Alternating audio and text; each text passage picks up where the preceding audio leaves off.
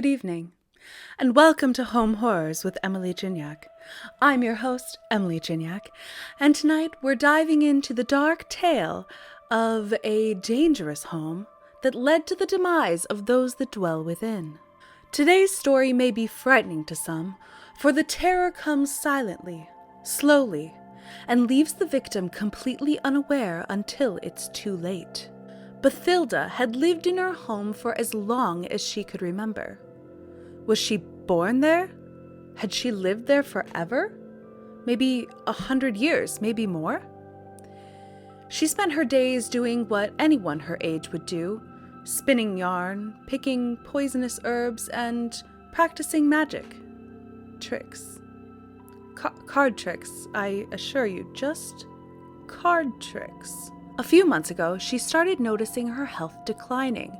She had poor muscle coordination, memory loss, trouble breathing. She was relatively healthy, always growing her own vegetables.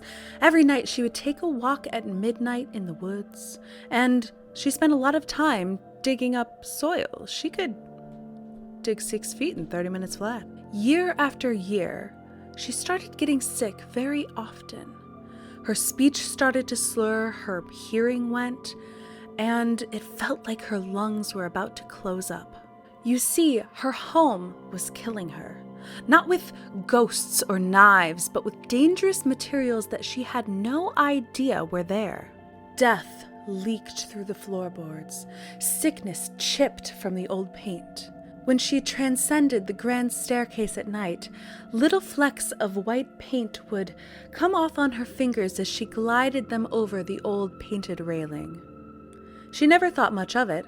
Glitter of the home, she called it. But in reality, the paint was laden with lead, slowly poisoning her one day at a time.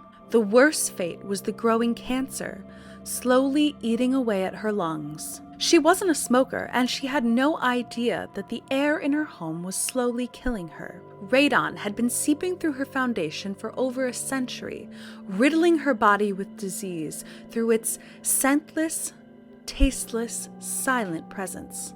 On All Hallows Eve, as the moon rose in the starless sky, a black crow flew through her open window. It found her lying cold on the floor. The home that she loved, the only place she remembered existing, had claimed her for its own. Her body sank into the floor as the crow watched with its beady carnivorous eyes. In one blink, her corpse was gone. Absorbed into the wooden floor, she became a part of the home. As the wind drifted in the gaping window, she breathed in the night sky.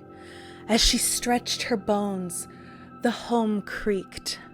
Opening her eyes, she looked out into the forest. She felt a cool chill on her roof. She was home. She was home. She had always been home. Bathilda was slowly poisoned by substances in her home that she knew nothing about, but her death could have been avoided. If your home was built prior to 1968, there's a chance it could contain lead-based paint or asbestos. Lead paint can often chip off. It tastes sweet, so children might end up eating it off of a windowsill. It causes lead poisoning, which, unless you grew up in the 1500s, you probably know is no good. Asbestos can be found in a lot of composite building materials like insulation or ceiling tiles. Radon is a naturally occurring gas that is caused by the radioactive breakdown of uranium and radium in the soil and leaks into your home through cracks in the foundation and soil. It's the leading cause of lung cancer in non-smokers, and while the legal safe limit is 4.0 picocuries per liter, or pickles, the average amount in a home in Iowa is 8 pickles. And this doesn't depend on the age of your home. You can avoid death and disease in your house by testing for these dangerous materials and mitigating them properly. Let's see what Lulu thought of this frightening tale.